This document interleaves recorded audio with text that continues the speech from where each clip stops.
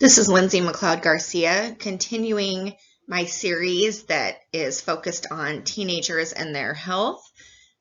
This series and PowerPoint is on sexual health, sexual violence, as well as privacy.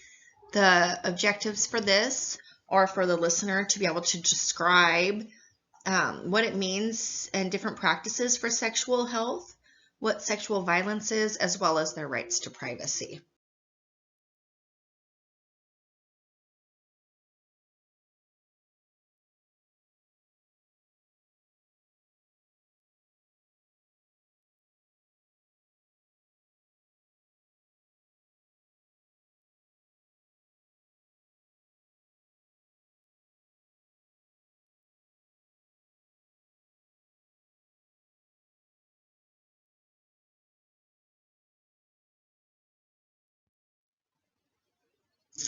It's important to talk about sexual health to teens. If you start it early, they help to learn healthy habits, healthy relationships, and behaviors that can extend into adulthood.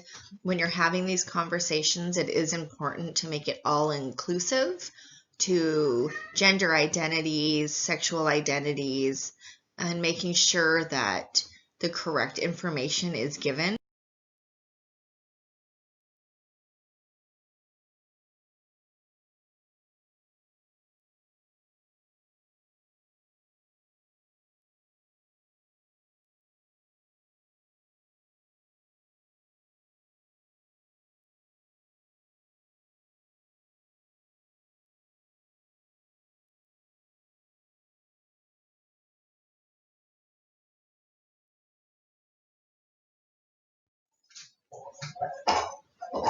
A big part of sexual health is clinical preventative services.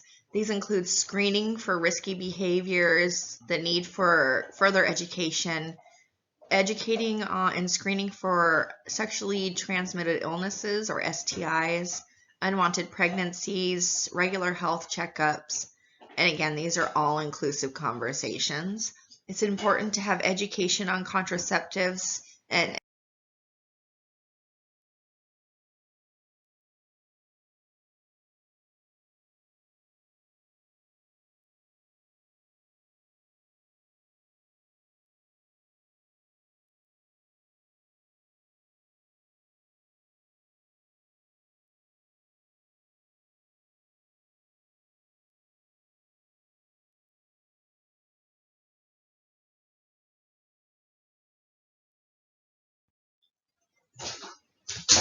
so when looking at contraceptives, the first is hormonal contraceptives. These are the pill, the patch, implant, the shot. And these are 99.9 to 93% effective against pregnancy. There's also the IUD, which is implanted into the uterus. This is 99.9 to 99.2% effective against pregnancy. And then barrier methods, male condoms, female condoms, the sponge, spermicides.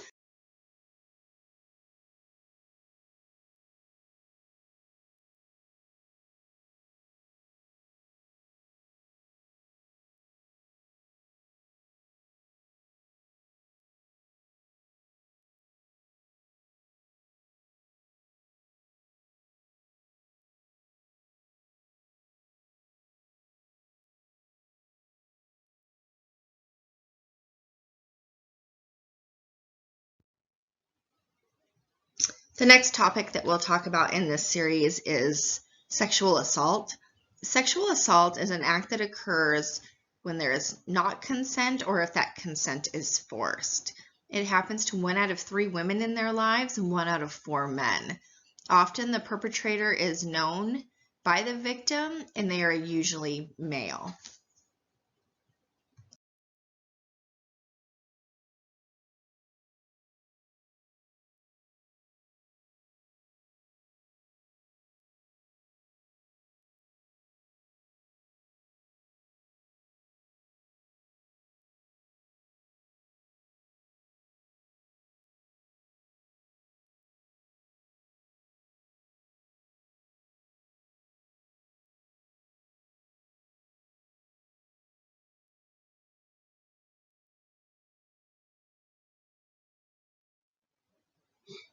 Damages from sexual assault are often physical as well as emotional.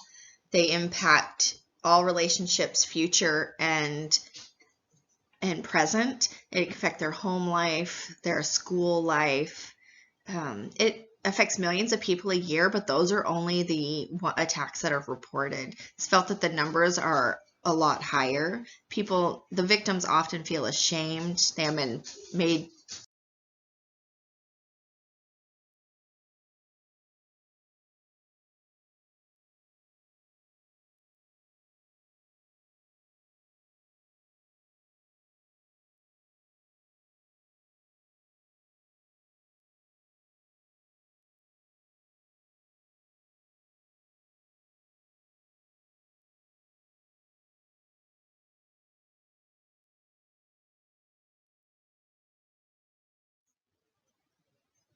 Stop SV was started by the CDC.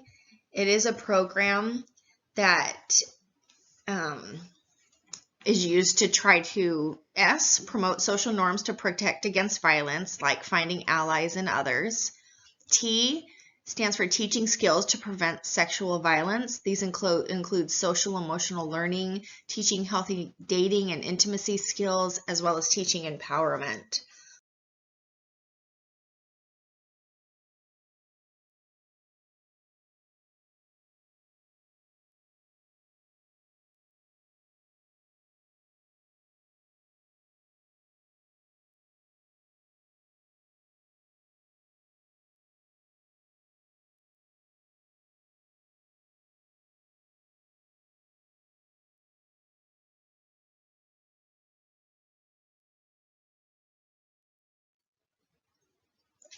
Now we'll talk about the right to privacy.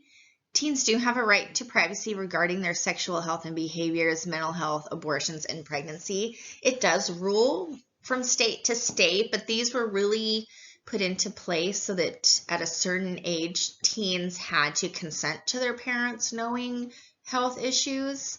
And this was started because it was felt that teens weren't seeking the treatment they needed. They weren't.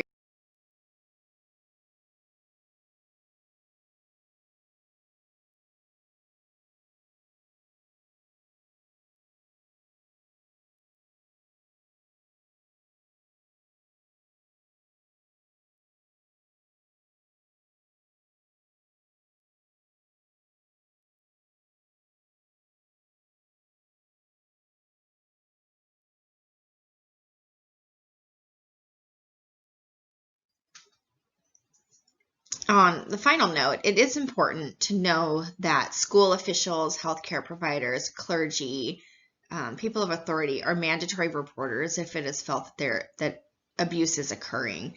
And STIs and abortions are reported to the CDC to be used to assess public health, but only as far as numbers.